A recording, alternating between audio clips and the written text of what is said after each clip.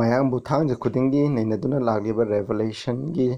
ꯂꯥꯏꯔꯤꯛ ꯅꯩꯅꯕꯒꯤ ꯊꯧꯔꯝ ꯑꯁꯤꯗ ꯑꯦꯃꯥꯖꯤꯡ ꯕꯥꯏꯕꯜ ꯄ꯭ꯔꯣꯐꯦꯁꯤ ꯃꯤꯅꯤꯁꯇ꯭ꯔꯤꯅ ꯇꯔꯥꯝꯅ ꯑꯣꯛꯆꯔꯤ. ꯉꯁꯤ ꯑꯩꯈꯣꯏꯅ ꯅꯩꯅꯒꯗꯧꯔꯤꯕ ꯇꯣꯄꯤꯛ ꯑꯁꯤꯗꯤ ꯔꯦꯚꯦꯂꯦꯁꯟ ꯆꯦꯞꯇꯔ 13. ꯃꯁꯤꯒꯤ the first beast of revelation chapter 13.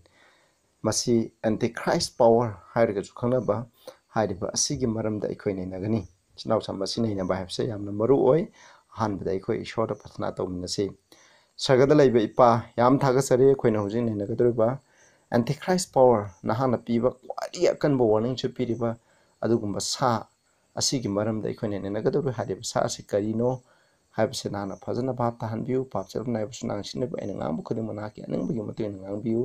ꯇꯥꯔꯤꯕ ꯃꯤꯄꯨꯝ ꯈꯨꯗꯤꯡꯃꯛꯇꯁꯨ ꯅꯍꯥꯛꯅ ꯃꯄꯥꯟ ꯅꯥꯏꯗꯕ ꯕꯣꯔ ꯑꯗꯨ ꯄꯤꯅꯕꯤꯌꯨ. ꯄ꯭ꯔꯚꯨ ꯖꯤꯁꯨ ꯈ꯭ꯔꯤꯁꯇꯒꯤ ꯃꯤꯡꯗ ꯈꯨꯔꯨꯝꯖꯔꯤ. ꯑꯃꯦꯟ. ꯏꯆꯤꯟꯅꯥꯎꯁꯥ ꯑꯗꯨꯅ ꯉꯁꯤꯒꯤ ꯇꯣꯄꯤꯛ,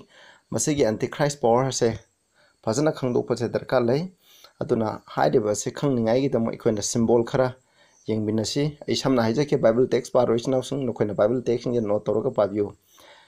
ꯔꯦꯚꯦꯂꯦꯁꯟ ꯑꯩꯈꯣꯏꯅ ꯍꯥꯏꯔꯤꯕ ꯂꯥꯏꯔꯤꯛꯁꯦ ꯁꯤꯝꯕꯣꯜꯗ ꯏꯕꯅꯤ. ꯃꯗꯨꯅ ꯑꯩꯈꯣꯏ ꯃꯁꯤ ꯈꯪꯅꯤꯡꯉꯥꯏꯒꯤꯗꯃꯛ ꯑꯩꯈꯣꯏꯅ ꯋꯤꯟ ꯍꯥꯏꯕꯁꯦ ꯃꯁꯤꯕꯨ ꯀꯔꯤ ꯈꯪꯅꯩ? ꯋꯥꯔ ꯅꯠꯇ꯭ꯔꯒ ꯁ꯭ꯇ꯭ꯔꯥꯏꯞ, ꯂꯥꯟ ꯁꯣꯛꯅꯕꯁꯦ ꯑꯁꯤꯕꯨ ꯈꯪꯅꯩ. ꯋꯤꯡꯁ ꯍꯥꯏꯔꯒꯅ ꯑꯩꯈꯣꯏꯅ ꯌꯥꯡꯕ ꯅꯠꯇ꯭ꯔꯒ ꯁ꯭ꯄꯤꯠꯇꯦ, ꯃꯁꯤꯕꯨ ꯑꯩꯈꯣꯏꯅ ꯈꯪꯅꯩ. ꯋꯥꯇꯔ ꯍꯥꯏꯔꯒꯅ ꯃꯤ ꯌꯥꯝꯅ ꯇꯥꯕ ꯃꯐꯝ ꯑꯁꯤꯕꯨ ꯑꯩꯈꯣꯏꯅ ꯋꯥꯇꯔ ꯍꯥꯏꯅ ꯈꯪꯅꯩ. ꯑꯗꯨꯒ ꯂꯥꯏꯑꯣꯟ ꯍꯥꯏꯔꯒꯅ ꯕꯥꯕꯤꯂꯣꯟꯕꯨ ꯈꯪꯅꯩ. ꯑꯗꯨꯒ ꯃꯥꯎꯟꯇꯦꯟ ꯍꯥꯏꯔꯒꯅ ꯅꯤꯡꯊꯧ ꯄꯥꯟꯕ ꯂꯩꯕꯥꯛ ꯑꯃꯕꯨ ꯑꯩꯈꯣꯏꯅ ꯈꯪꯅꯩ. ꯑꯗꯨꯒ ꯕꯤꯁ ꯍꯥꯏꯕꯁꯦ ꯑꯁꯤꯅ ꯃꯁꯤꯁꯨ ꯅꯤꯡꯊꯧ ꯄꯥꯟꯕ ꯂꯩꯕꯥꯛ ꯑꯃꯕꯨ ꯈꯪꯅꯩ. ꯍꯣꯔꯟ ꯍꯥꯏꯕꯁꯤꯁꯨ ꯅꯤꯡꯊꯧ ꯅꯠꯇ꯭ꯔꯒ ꯅꯤꯡꯊꯧ ꯄꯥꯟꯕ ꯂꯩꯕꯥꯛ ꯑꯃꯕꯨ ꯈꯪꯅꯩ ꯍꯥꯏꯕꯁꯤꯅꯤ. ꯍꯦꯠ ꯍꯥꯏꯕꯁꯤꯅ ꯂꯨꯆꯤꯡꯕ ꯑꯃꯕꯨ ꯈꯪꯅꯩ ꯍꯥꯏꯅ ꯑꯁꯨꯝꯅ ꯏꯔꯤ. ꯑꯗꯨꯅ ꯑꯩꯈꯣꯏ ꯍꯧꯖꯤꯛ ꯆꯪꯁꯤꯜꯂꯁꯦ. ꯍꯥꯏꯔꯤꯕ ꯑꯦꯟꯇꯤꯈ꯭ꯔꯥꯏꯁ ꯄꯥꯋꯔ ꯑꯁꯦ ꯑꯩꯈꯣꯏ ꯐꯖꯅ ꯈꯪꯗꯣꯛꯁꯤ ꯏꯆꯤꯟꯅꯥꯎꯁꯤꯡ. ꯃꯁꯤ ꯈꯪꯉꯒ ꯃꯁꯤꯒꯤ ꯃꯇꯨꯡ ꯏꯟꯗꯨꯅ ꯑꯩꯈꯣꯏ ꯂꯩꯕ ꯇꯥꯔꯒꯗꯤ ꯑꯗꯨꯒꯨꯝꯕꯗꯨꯗꯒꯤ ꯑꯩꯈꯣꯏ ꯊꯣꯛꯂꯛꯁꯤ. ꯏꯁꯣꯔꯒꯤ ꯑꯣꯏꯕ ꯃꯉꯥꯜꯒꯤ ꯂꯝꯕꯤ ꯑꯗꯨꯗ ꯆꯠꯃꯤꯟꯅꯁꯤ ꯍꯥꯏꯅ ꯑꯩꯅ ꯑꯍꯥꯟꯕꯗ ꯄ꯭ꯔꯚꯨ ꯖꯤꯁꯨ ꯈ꯭ꯔꯤꯁꯇꯒꯤ ꯃꯤꯡꯗ ꯑꯄꯤꯜ ꯇꯧꯖꯔꯤ. Revelation 13ꯒꯤ verse 1-2.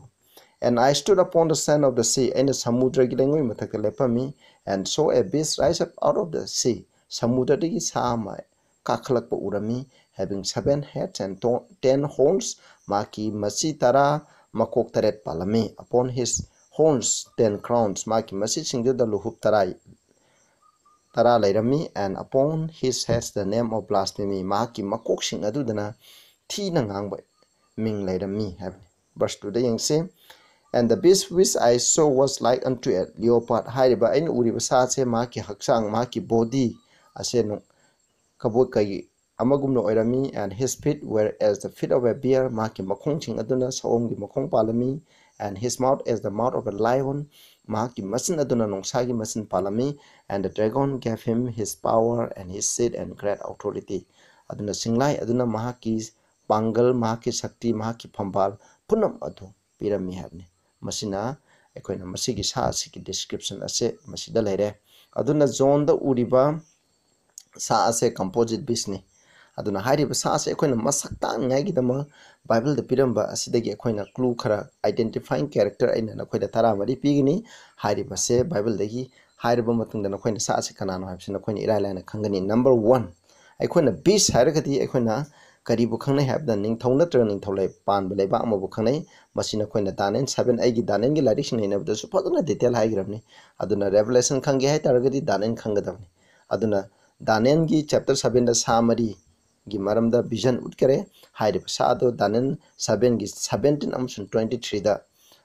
ꯍꯥꯏꯕꯒꯤ ꯃꯇꯨꯡ ꯏꯟꯅ ꯁꯥ ꯑꯃꯅ ꯅꯤꯡꯊꯧ ꯄꯥꯟꯕ ꯂꯩꯕꯥꯛ ꯑꯃꯕꯨ ꯈꯪꯅꯩ. ꯑꯗꯨꯅ ꯍꯥꯏꯔꯤꯕ ꯃꯁꯤꯗ ꯎꯔꯤꯕ ꯁꯥ ꯑꯁꯤ ꯀꯔꯤꯅꯣ? ꯅꯤꯡꯊꯧ ꯄꯥꯟꯕ ꯂꯩꯕꯥꯛ ꯑꯃꯅꯤ ꯍꯥꯏꯕꯁꯦ, ꯄꯣꯂꯤꯇꯤꯀꯦꯜ ꯀꯤꯡꯗꯝ ꯑꯃꯅꯤ ꯍꯥꯏꯕꯁꯤ ꯈꯪꯅꯩ. ꯑꯃꯨꯛ ꯌꯦꯡꯁꯤ. ꯁꯤ ꯁꯃꯨꯗ꯭ꯔ ꯍꯥꯏꯔꯒ ꯑꯩꯈꯣꯏꯅ ꯀꯔꯤꯕꯨ ꯈꯪꯅꯩ? ꯔꯦꯚꯦꯂꯦꯁꯟ 17ꯒꯤ 15ꯒꯤ ꯃꯇꯨꯡ ꯏꯟꯅ ꯁꯃꯨꯗ꯭ꯔ ꯍꯥꯏꯔꯒꯅ ꯃꯤ ꯌꯥꯝꯅ ꯇꯥꯕ, ꯃꯤ ꯀꯨꯡꯅ ꯇꯥꯕ ꯃꯐꯝꯁꯦ ꯃꯁꯤꯕꯨ ꯈꯪꯅꯩ. ꯑꯗꯨꯅ ꯍꯥꯏꯔꯤꯕ ꯁꯥ ꯑꯁꯦ ꯑꯩꯈꯣꯏꯅ ꯊꯥꯏꯅ ꯃꯃꯥꯡꯉꯩꯗ ꯑꯩꯈꯣꯏꯅ ꯃꯤ ꯌꯥꯝ ꯇꯥꯕ ꯃꯐꯝꯁꯦ ꯌꯨꯔꯣꯞ ꯍꯥꯏꯕꯁꯤꯅꯤ. ꯌꯨꯔꯣꯞ ꯍꯥꯏꯕꯁꯤ ꯑꯩꯈꯣꯏꯅ ꯑꯣꯏꯔꯝꯃꯤ. ꯑꯗꯨꯅ ꯍꯥꯏꯔꯤꯕ ꯁꯥ ꯑꯁꯤ ꯃꯤ ꯌꯥꯝꯅ ꯄ꯭ꯔꯤꯊꯤꯕꯤꯒꯤ ꯃꯤ ꯌꯥꯝꯅ ꯇꯥꯕ ꯃꯐꯝ ꯍꯥꯏꯕꯗꯤ ꯌꯨꯔꯣꯞꯇꯒꯤ ꯑꯗꯨꯒꯨꯝꯕ ꯊꯣꯛꯂꯛꯄ ꯂꯩꯕꯥꯛ ꯑꯃ ꯑꯣꯏꯒꯅꯤ. ꯑꯗꯨꯅ ꯖꯣꯟꯅ ꯃꯍꯥꯛꯀꯤ ꯚꯤꯖꯟꯗ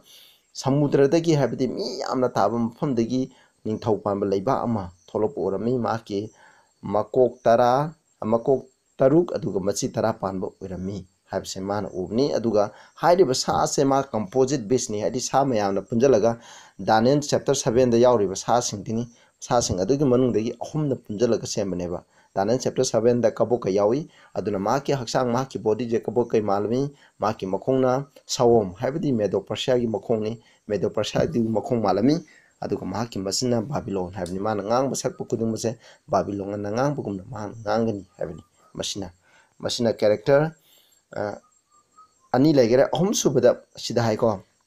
mahangna blasphemy habdi ishogi ngayukta asawba wa thina wa ngangi hai aduna mo ekhona blasphemy habse karino habse yengnasi ekhona John 10 gi 31 daine 11 da nakhoni yengba matamda Jewsina nung paikhalaga Prabhu Jesu Christa bunung na thadugi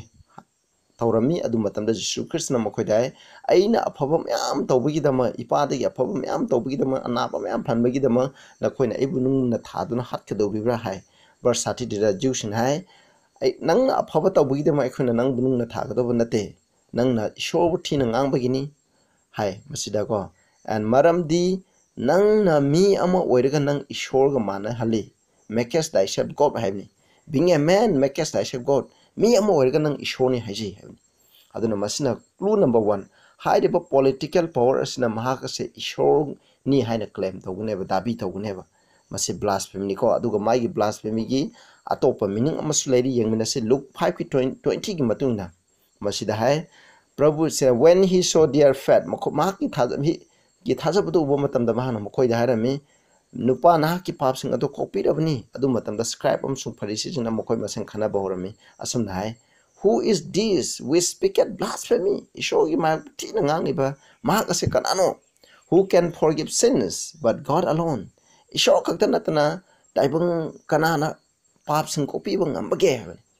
aduna masida definition amalare anishuba madudi taibang mi ama na ishona copy ba papsing ekona tawriba arwal arangi papsing je taibang mi amana tawba papsing je taibang mi amna copy ngami haina claim tawse masibu blasphemy haina khane aduna blasphemy gi definition ani lare madudi mi amana taibang mi amana ai ishoni haijaba aduga aikoina tawba ayola arangi pap khudingma adubu copy ba ngami hana sumaina claim tawse masibuneba aduna hairiba sa asinasu aikoigi papsing ase copy ba ngami adu mahangna ishoni haibna haijagani haina masida lairi mathangda amu yangji mari suba characteristic da hairiba sa ase Daniel 7 da yawriba sa sing adugi characteristic lay madudi lion haibase Daniel 7 gi da yawriba lion haibase Babylon leba bu khangne bear sawomna medo persya bu khangne leopard kabo kaina Greece leba bu khangne eko yangse karamna sa ase Babylon malibno haibanta ekhona nising Daniel chapter 3 da Babylon gi ningthau Nebuchadnezzar na sana gi muti achauba ama semame aduga dura hairiba mfamdana mising asibu khurumningai gi mamang hairamya adu hairiba muti adugi symbolic mang masamani asmai tawduna Babylon khona Nebuchadnezzar mahapu khurumningai haibni asmai tawduna Babylon gi lusingba singna makhoje ishorni haina makhoina claim taweba aduni hairiba sa asiga manaribse amuk masi medo persya ga manarisi maram karino khoina Daniel chapter 6 da khoina khangi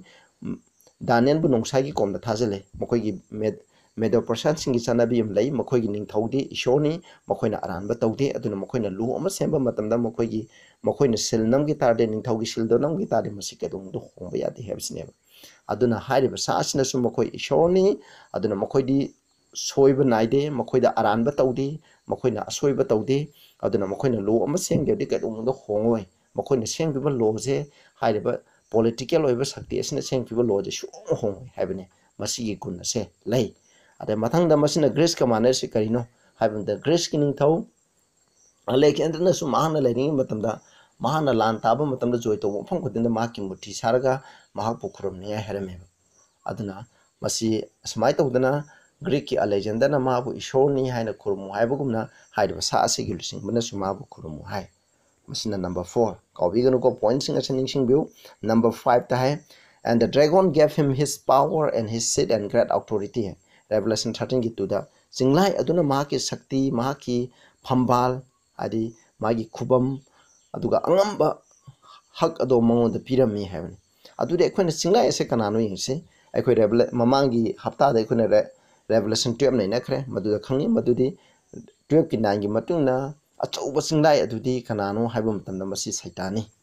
haibase masi ekhoina khangai aduga Satan ni aduna masida haibse Satan hairiba sa asida hairiba political power asida sakti pibni aduga magi ani shuba mu application lay ko masid koina Daniel to ki one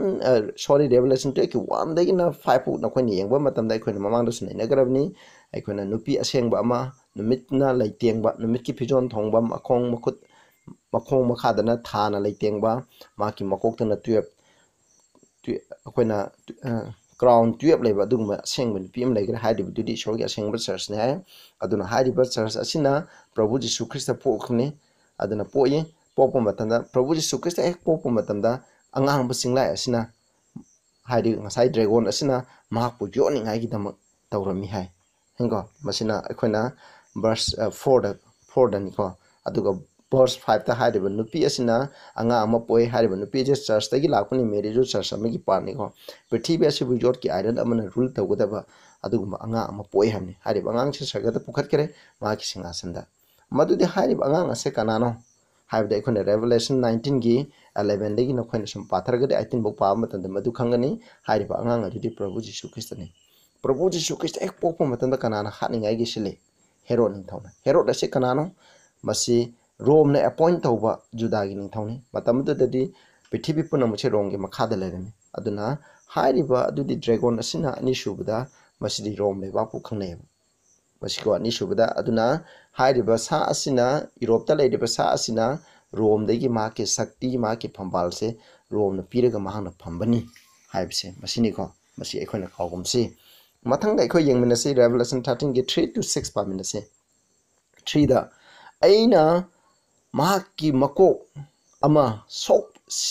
sining sit phawba sokpa urami hai nakoi nam yengbiyo ko ai anum translate tawjabani matam mangdini ngai dama mahaki thina sokiba asokpa to pharami aduga prithvi da lairiba khuding mana sa asida ngalami hani hari mokhogi makok tere tugi manungda ama so ame lusingba amagi makok so ame madu sokpaduna hariba sa asigi sakti political go eba sakti do lauthokhirameba aduna aduga maki anabase mu phaba urami jona adu phaba matanda prithvi da lairiba khuding mana hariba sa asida ngakko phawi verse 4 da makoina dragon Satan sa adu da sakti pireba dragon adubu Satan adubu khurami amusung makoina sa adubu khurumduna hai sa asiga kanaga managani kanana sa asigi maikta lan tawgani hai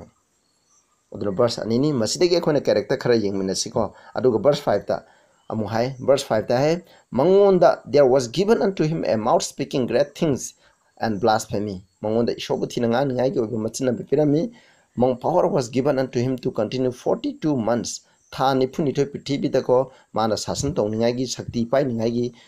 pibirami hairami sida aduga verse 6 ta mahangna ishogi mahokta thina ngangami ishogi ming maki tabernacle aduga madugi manungda lairiba sing adugi mahokta mang thina ngamami hai khoina pakarba verse 6 asidagi 1 to akoina 3 to 6 dagi akoina character khara loction je madudi number 6 oiba maki magun ase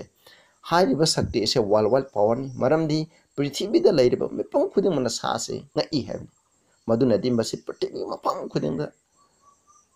sakti laiba adugumba worldwide power amani number 6 number 7 da masi religious power amani maramdi hairiba prithvi da laiba mi singna sa asibu khurumi haiba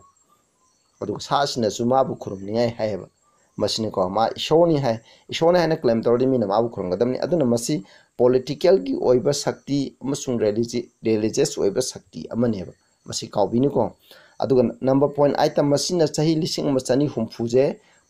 530 in the 1790 aki matam che paleba masi danen gi matam da so ena mamanda ne kare danen Revelation 12 to jo khena pa kare chahi lising machani humfu gi maramda madu panduna leiba aduguma sakti ne henko one chai prophecy da no ma have say im gamane Ezekiel 4:6 number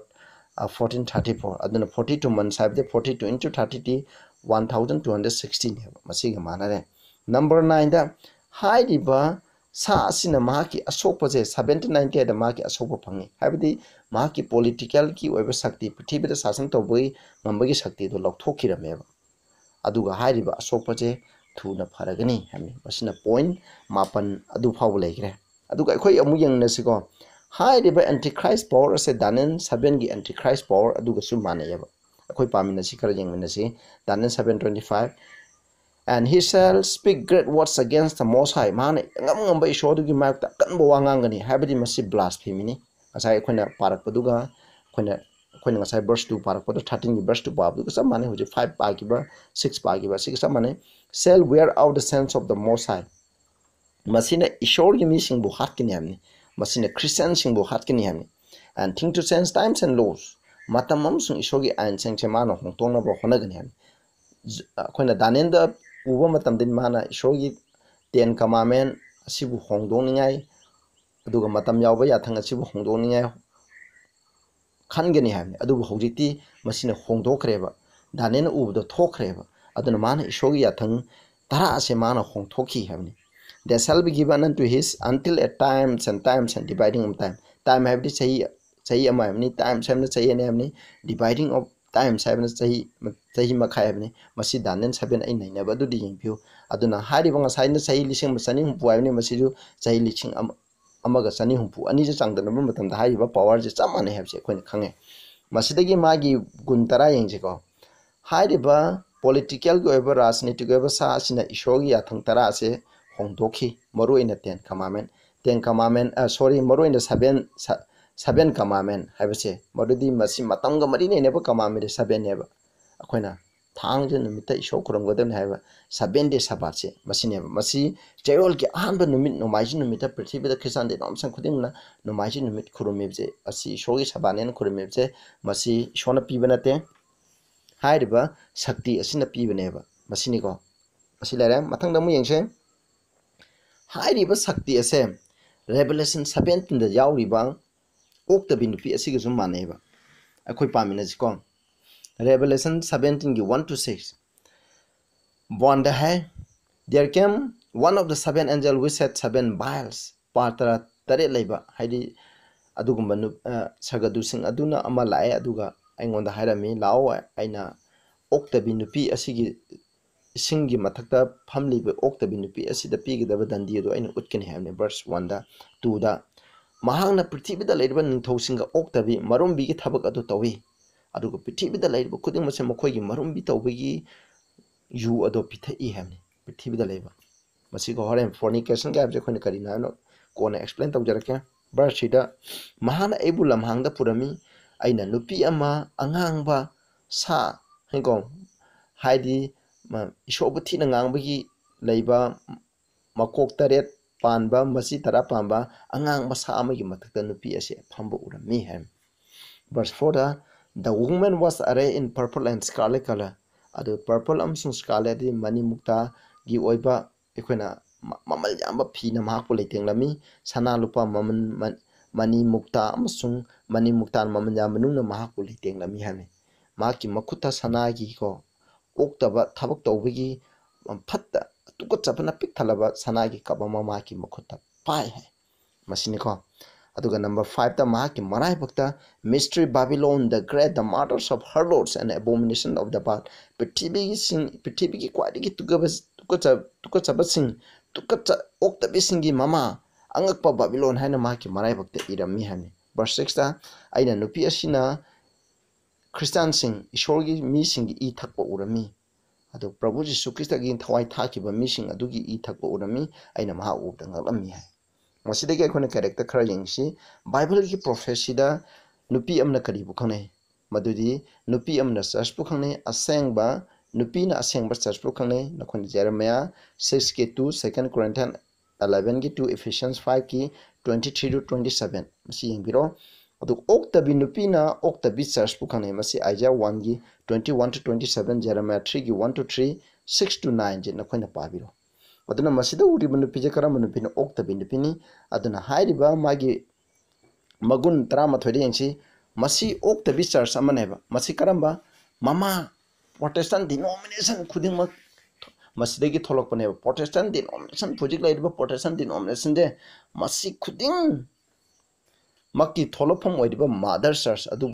masi khangneba aina masigi characters haiba matamdana koina church e kanano haiba koina haiba ngamlamna gani sinausing aina haiba nate Bible na haibani Bible gi asumbani aina haijaribse aduga maduni ko masi kawgunu number 9 da masina Christian church ni church or mother church amu oiraga Prabhu Jisu Krista gi matung inba Christian singbu hatpa ꯑꯗꯨꯒꯨꯝꯕ ꯈ꯭ꯔꯤꯁꯇꯥꯟꯒꯤ ꯃꯃꯥ ꯑꯣꯏꯕ ꯆꯔꯆ ꯑꯗꯨꯅꯦꯕ ꯃꯁꯦ number 12 ꯇꯀꯣ ꯃꯗꯨꯅꯅꯦ ꯖꯣꯟꯅ ꯃꯍꯥꯛꯄꯨ ꯎꯕ ꯃꯇꯝꯗ ꯉꯛꯏꯁꯦ number 13 ꯗ ꯍꯥꯏꯔꯤꯕ ꯆꯔꯆ ꯑꯁꯦ ꯌꯥꯝꯅ ꯏꯅꯥꯛ ꯈꯨꯟꯕ ꯑꯃꯁꯨꯡ ꯌꯥꯝꯅ ꯂꯛꯖ ꯑꯀꯤ ꯑꯃꯧꯗ ꯇꯥꯎꯕ ꯑꯗꯨꯒꯨꯝꯕ ꯆꯔꯆ ꯑꯃꯅꯦꯕ ꯃꯁꯤꯅ 13 ꯄꯣꯏꯟꯠ ꯀꯥꯎꯒꯅꯨꯀꯣ ꯌꯥꯝꯅ ꯂꯛꯖꯔꯤꯌꯁ ꯑꯣꯏꯕ ꯑꯗꯨꯒ ꯌꯥꯝꯅ ꯏꯅꯥꯛ ꯈꯨꯟꯕ ꯆꯔꯆ ꯍꯥꯏꯕꯅꯤ ꯑꯗꯨꯒ ꯑꯔꯣꯏꯕ ꯑꯩꯅ ꯑꯃꯒ ꯍꯥꯏꯒꯦ ꯄꯥꯒꯦ 2 Thessalonians 2 3 4 ꯄꯥꯁꯤ 2 Thessalonians 2 3 ꯗꯥꯏ ꯃꯤ ꯀꯅꯥꯝꯇꯅ ꯅꯈꯣꯏꯕꯨ ꯎꯄꯥꯏ ꯑꯃ ꯇꯧꯔꯒ ꯅꯝꯊꯥꯛ ꯇꯧꯒꯅꯨ ꯃꯔꯝꯗꯤ ꯏꯁꯣꯔꯒꯤ ꯅꯨꯃꯤꯠ ꯄ꯭ꯔꯚꯨꯒꯤ ꯅꯨꯃꯤꯠ ꯑꯗꯣ ꯑꯩꯈꯣꯏꯅ ꯂꯩꯈꯥ ꯇꯥꯕ ꯑꯦꯄꯣꯁꯇꯦꯁꯤ ꯑꯃ ꯄ꯭ꯔꯤꯊꯤꯕꯤꯗ ꯑꯆꯧꯕ ꯑꯦꯄꯣꯁꯇꯦꯁꯤ ꯑꯃ ꯂꯥꯛꯇ꯭ꯔꯤꯉꯩꯗꯤ ꯂꯥꯛꯑꯣꯏ ꯍꯥꯏꯕ ꯑꯍꯥꯟꯕꯗ ꯑꯦꯄꯣꯁꯇꯦꯁꯤ ꯑꯃ ꯂꯥꯛꯇ꯭ꯔꯤꯉꯩꯗꯤ ꯂꯥꯛꯑꯣꯏ ꯃꯦꯟ ꯑꯣꯐ ꯁꯤꯟ ꯑꯦꯟꯇꯤꯈ꯭राꯏꯁ ꯄꯋꯥꯔ ꯑꯗꯨꯕꯨ ꯃꯦꯟ ꯑꯣꯐ ꯁꯤꯟ ꯍꯥꯏꯕꯗꯤ ꯑꯦꯟꯇꯤꯈ꯭राꯏꯁ ꯄꯋꯥꯔꯁꯤ ꯎꯠꯊꯣꯛꯀꯅꯤ ꯁꯟ ꯑꯣꯐ ꯄꯔꯗꯤꯁꯟ ꯂꯩꯈꯥ ꯇꯥꯕꯒꯤ ꯃꯆꯥꯅꯨꯄꯥ ꯃꯥꯡ ꯇꯥꯛꯄꯒꯤ ꯃꯆꯥꯅꯨꯄꯥꯁꯦ ꯑꯗꯣ ꯍꯥꯏꯔꯤꯕꯁꯤ ꯀꯅꯥꯅꯣ ꯍꯨ ꯑꯣꯄꯣꯁ and ꯑꯦꯛꯖꯣꯜꯇꯦꯗ ꯍꯤꯝꯁꯦꯜꯐ ꯑꯕove all that is called God or that is worship ꯑꯩꯈꯣꯏꯅ ꯈꯨꯔꯨꯝꯅꯔꯤꯕ ꯏꯁꯣꯔꯁꯦ ꯃꯁꯤꯒꯤ ꯃꯊꯛꯇ ꯃꯥꯅ ꯆꯥꯎꯖꯕ ꯑꯗꯨꯒ ꯃꯁꯤꯒꯤ ꯃꯥꯌꯣꯛꯇ ꯃꯍꯥꯛꯅ ꯂꯩꯒꯅꯦꯕ so that he as God seated in the temple of God showing himself that he is God mahana ishorgi laina ningna sangda habdi church ta mahakse ai ishorni haina ullaga mahakse phangganeba masina gunni ko aduna masigi aroiba gunja yengbiyo aduna taramani subu gunda hairiba sakti religious ki oiba political oiba sakti ki luchingba na ishorgi church ta christian amagi church ta phamaga ai ishorni haina claim tawba aduguma antichrist power aduni chinaw sa aina tara mari pi ki ba sidagi na khoina khangamagani hairiba sakti ase kanana haibna khoi ilalai khangamani madudi masigi aina masigi church asigi maramda haithiba nate masigi haibe inba faithful oiba ishobu na thajaba asumba khangdaduna satpa mi kyamaram lai hairibasina hujisu makhoina asumba du khangaga hairiba church asidagi thoragibani aikogi ithauju masi kauthopaje aikogi ithauni aduna masigi aina hairiba church asigi yengnaba nate aina church members singbu nungsi adubu makhoigi aranba takpi tabiba institution sing organization sing bible gi mayokta leiba adugumba adugi maramda aina haijabani hairiba church asidi karino habda roman catholic church the papacy asibu khangnayaba reformer kyamarum nasu khona dark ages ki mathamda leiriba reformer kyamarum su reformer gi matungda lakpa kyamarum su hairiba sakti ase roman catholic church na hai aduga reformer sing mokhoi 13 na ko 13 na hairiba church ase masi papacy na hai mokhoi sing adudi waldensian sing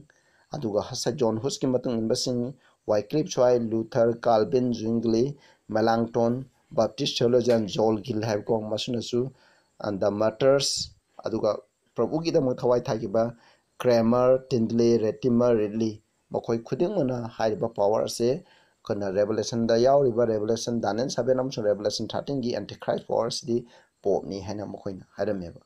Adana Papi Shini Hana, and Hadami, Blessed of Page 33, Aduga, Martin Luther Nazwai.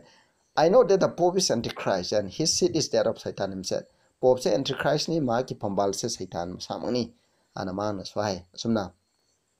Aduga the papacy is a general case by command of Roman Pontiff na khenko salaiba adugumba sangstan amani for purpose of running down and destroying sawai mang ngai gidamako adugi pandam da salaiba Roman Pontiff na salaiba adugumba organization amani na hai. We call the Roman Pontiff Antichrist John Calvin hai Roman Pontiff Roman gi pope se Antichrist power ni hai. He is in the emphatic sense the man of sin as he increases all manner of sin above measure. Mana makan kuduma ki pap se henkale aduna mak the man of sin ni Antichrist power ni John Wesley hai. John Knox na zo hai the pope should be recognized as the very Antichrist. Antichrist masamok se pope se Antichrist ni hai na ikhoina haigedabni haina mahang hai. Aduna isnausa aina pankraba point tara mares de khange Revelation 13 gi ahanba sa asidi Antichrist power oiba sa asidi Daniel chapter 7 gi little whole power asiga manaba Revelation 17 gi oktabi nupi asiga manariba adugumba church asidi kanano Roman Catholic Church bu ikhoina khangnei isnausa mathangda masi kamaina ma lingkhat ki ba mahani sasan tawning da kari thokki ba adugi akupa badugi description ado sandona takpado aikoina mathangi topic ta mathangi hapta da moi khoi yingminarsi ngasi gi desida losinarsi sinausing munna khanbiu aina haibnate agi interpretation isagi nate bible na pibani magi magun sing adu haijabani na khoina hariba sigi matang na satse hariba sarsa sida na khoi yaw taragadi prabhu nu huji kauri akhoi tholokse achumba bible na haibudu gi matang na samina saina mayamda aina appeal tawjeri tabi bu khudung de shon porpi bo shon pathna tawse sagada lebe ipa yam thagasare khoina Revelation 13ꯒꯤ ꯑꯍꯥꯟꯕ ꯁꯥ ꯑꯁꯦ Antichrist power ꯑꯁꯤꯗꯤ ꯑꯩꯈꯣꯏꯅ Roman Catholic ꯆꯔꯆꯅ ꯍꯥꯏꯕ ꯈꯪꯖꯔꯦ ꯃꯈꯣꯏꯒꯤ ꯑꯔꯥꯟꯕ ꯇꯥꯛꯄꯤ ꯇꯝꯕꯤꯕ ꯑꯗꯨꯕꯨ ꯏꯄꯥ ꯅꯍꯥꯛꯀꯤ ꯍꯥꯏꯕ ꯏꯟꯕ ꯑꯆꯨꯝꯕ ꯆꯠꯄ ꯌꯥꯝꯅ ꯙꯔꯃ ꯆꯦꯟꯕ ꯃꯤ ꯀꯌꯥ ꯑꯃꯔꯣꯝ ꯍꯥꯏꯔꯤꯕ ꯆꯔꯆ ꯑꯁꯤꯗ ꯂꯩ ꯍꯥꯏꯕꯁꯤ ꯈꯪꯉꯦ ꯑꯗꯨꯅ ꯅꯍꯥꯛꯀꯤ ꯑꯔꯣꯏꯕꯒꯤ ꯃꯦꯁꯦꯖ ꯑꯁꯦ ꯇꯥꯔꯕ ꯃꯇꯨꯡꯗ ꯃꯈꯣꯏ ꯊꯣꯛꯂꯛꯀꯅꯤ ꯍꯥꯏꯕꯁꯤꯁꯨ ꯑꯩꯈꯣꯏꯅ ꯈꯪꯉꯦ ꯃꯗꯨ ꯀꯧꯊꯣꯛꯄꯒꯤ ꯊꯕꯛꯁꯨ ꯑꯩꯈꯣꯏꯅꯤ ꯏꯆꯤꯟꯅꯥꯎꯁꯥ ꯑꯗꯨꯅ ꯏꯆꯤꯟꯅꯥꯎꯁꯤꯡ ꯇꯥꯕꯤꯈ꯭ꯔꯕ ꯏꯆꯤꯟꯅꯥꯎꯁꯤꯡ ꯑꯁꯤꯗꯁꯨ ꯅꯍꯥꯛꯅ ꯕꯣꯔ ꯄꯤꯕꯤꯌꯨ ꯑꯗꯨꯒꯨꯝꯕ ꯆꯔꯆ ꯑꯁꯤꯗ ꯌꯥꯎꯕ ꯇꯥꯔꯝꯃꯒꯁꯨ ꯏꯄꯥ ꯅꯍꯥꯛꯀꯤ ꯅꯨꯡꯁꯤꯕ ꯑꯗꯨꯒꯤ ꯃꯄꯥꯟꯗ ꯃꯈꯣꯏꯕꯨ ꯊꯣꯛꯂꯛꯄ ꯉꯝꯍꯟꯕꯤꯌꯨ ꯄ꯭ꯔꯚꯨ ꯖꯤꯁꯨꯒꯤ ꯃꯤꯡꯗ ꯈꯨꯔꯨꯝꯖꯔꯤ ꯑꯃꯦꯟ